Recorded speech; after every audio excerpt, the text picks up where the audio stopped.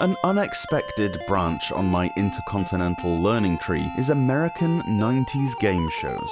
Hey, as a man with an obscene amount of useless trivia stored in my brain, but virtually no vital phone numbers, I'm always up for a quiz.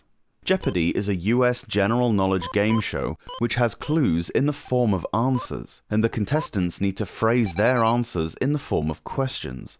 It's not as confusing as I've just made it sound. Basically, the player chooses from a list of topics along a board, and then chooses a difficulty of 1 to 5, with the harder questions giving bigger prizes. So, for instance, someone might choose human body for $600. Then the host will read out, the strongest tendon in the body, it's named for the king of the myrmidons. The contestants then have to buzz in with the question that fits the answers, so what is the Achilles tendon? The show is fun, if a little highbrow at times. Similar to Wheel of Fortune, the sound is just terrible. Oh look, it's by the same company of programmers responsible for that shit show. It's unprocessed, an afterthought, just rancid. I don't want to talk about it, I feel kind of violated by it. I'm an absolute sucker for quiz games, but even I hate Jeopardy on the Game Boy. There's so many reasons too. I already mentioned the abysmal sound quality, but that's the least of my issues. It looks awful, really. You're always the same male character with the largest mouthed, most punchable face I've ever seen in a video game. Your opponents are random and all the same level of stupid. They too look inhuman. Rosie, for instance, always looks startled when she presses the buzzer and is clearly not the brightest bunny. Giving the answer to the question, a single serving of butter for Mrs. Nixon, what is a ZWXYZ? At least make a vaguely educated guess, Rosie. It's ridiculous to have a timer in a game that you can pause. What's the point in that? Even in the pre-Google age, it wouldn't have been a massive stretch to get the old Encyclopaedia out. Nowadays, it's entirely stupid. The questions don't even get hidden, so you can leave your game on and call your grandma for the answer if you'd like. My biggest problem with the game, though, is one that should have been one of the first things to nail down.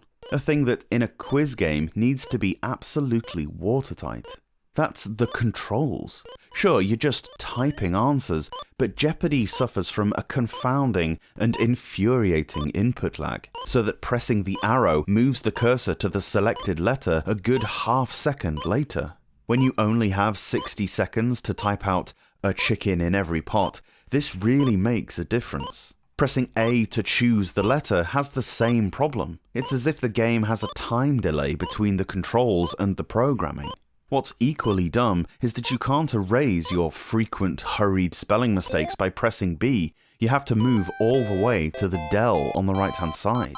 You may know the answer, but if it's more than about 20 characters, you're probably not going to type it out in time. Come on, dev team, that's a pretty poor showing. For the example previously mentioned, I managed to type it all out, but the game marked me incorrect because I couldn't reach the end button in time. Would it have been so hard to allow you to press start?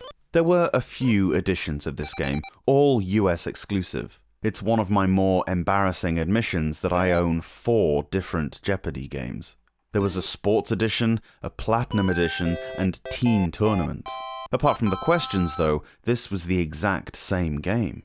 Seeing as how I have a decidedly sparse knowledge of early 90s US sports and teen culture, I'm only reviewing it once. Don't even ask.